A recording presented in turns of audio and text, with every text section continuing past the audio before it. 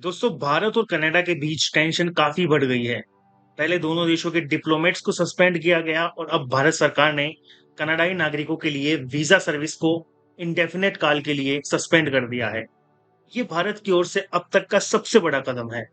दोनों देशों के बीच तनाव उस वक्त बढ़ गया जब कनाडा के पीएम ने खालिस्तान समर्थक हरदीप सिंह निज्जर की हत्या का आरोप भारत पर लगाया। आगे बढ़ने से पहले आइए जानते हैं पूरे इश्यू के बारे में। इसे प्रस्तुत करता हूं मैं आपके सामने।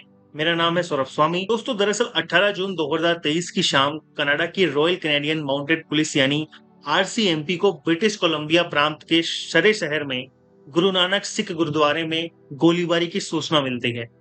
फर्स्ट रिस्पॉन्डर ने एक व्यक्ति को देखा जिसकी पहचान बाद में 45 साल के हरदीप सिंह निज्जर के रूप में हुई।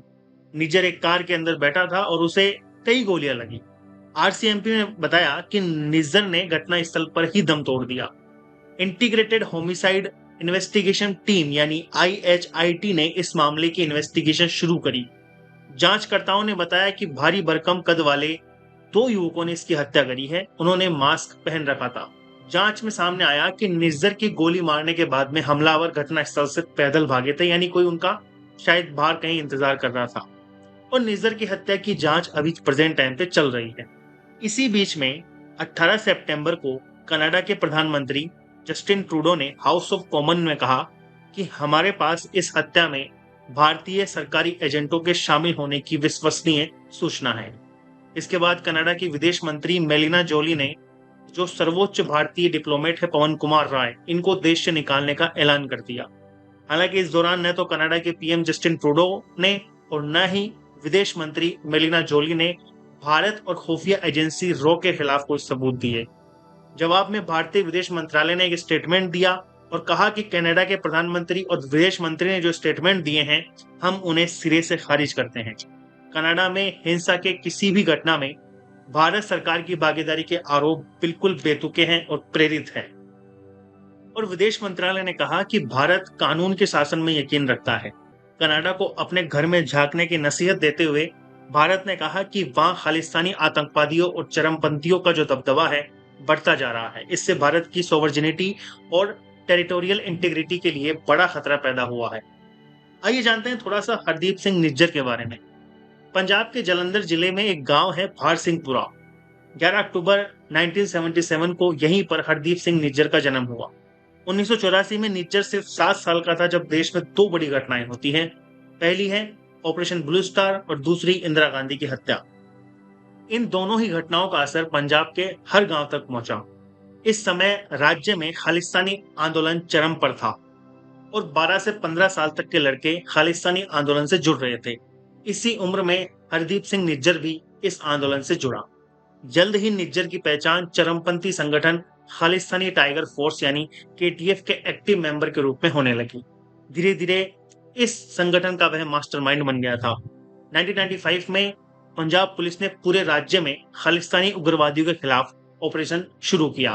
इसी समय निज्जर की गिरफ्तारी भी हुई। जेल से निकलते ही वह कनाडा भागने की तैयारी में लग गया था।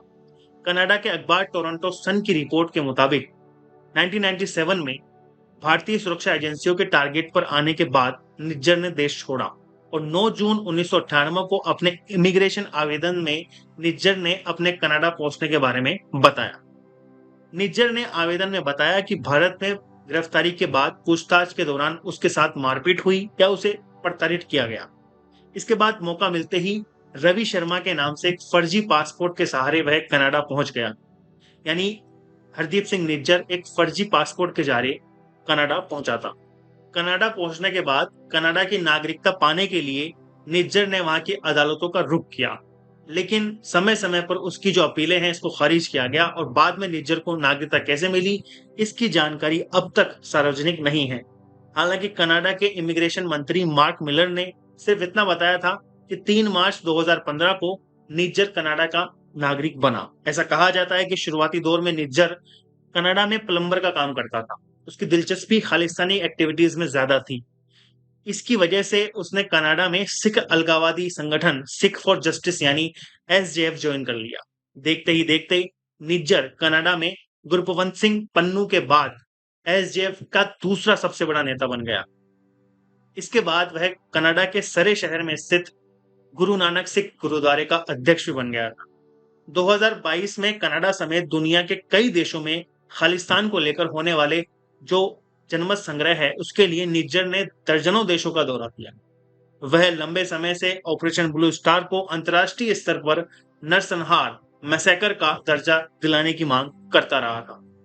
2014 में नरेंद्र मोदी के प्रधानमंत्री बनने के कुछ महीनों बाद ही भारत सरकार ने निज्जर की गिरफ्तारी के लिए वारंट जारी किया था और भारत सरकार ने निज्जर को आतंकवादी समूह खालिस्तान टाइगर फोर्स का मास्टरमाइंड बताया था।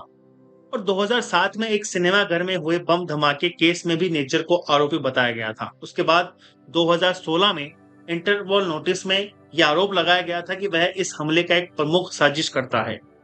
सितंबर 2020 में केंद्रीय गृह मंत्रालय ने निज्जर को आतंकी घोषित कर दिया। इसके बाद निज्जर की जलंधर के भारसिंहपुरा गांव की प्रॉपर्टी जो है वो भी कुर्क कर ली गई थी।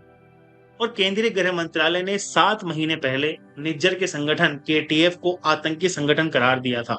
गृह मंत्रालय ने कहा था कि खालिस्तानी टाइगर फोर्स कट्टरपंथी संगठन है जिसका मकसद भारत या पंजाब में आतंकवाद को फैलाना है। पंजाब में टारगेट किलिंग के पीछे भी इसी संगठन का हाथ है और यह संगठन भारत की क्षेत्रीय अखंडता, एकता और राष्ट्रीय सुरक्षा और साथ ही साथ जो संप्रभुता है उसको चुनौती देता है। साथ ही भारत की राष्ट्रीय जांच एजेंसी एनआईए ने हाल ही में 40 मोस्ट वांटेड आतंकियों की जो लिस्ट जारी करी थी उसमें भी हरदीप सिंह निज्जर का नाम था। तो दोस्तों एग्जैक्टली आपको पता चला होगा कि भारत और कनाडा के बीच के जो डिप्लोमेटिक रिलेशन है उनके बीच में इतनी टसल क्यों चल रही है। आई होप आपको ये वीडियो पसंद आया होगा। Thank you so much.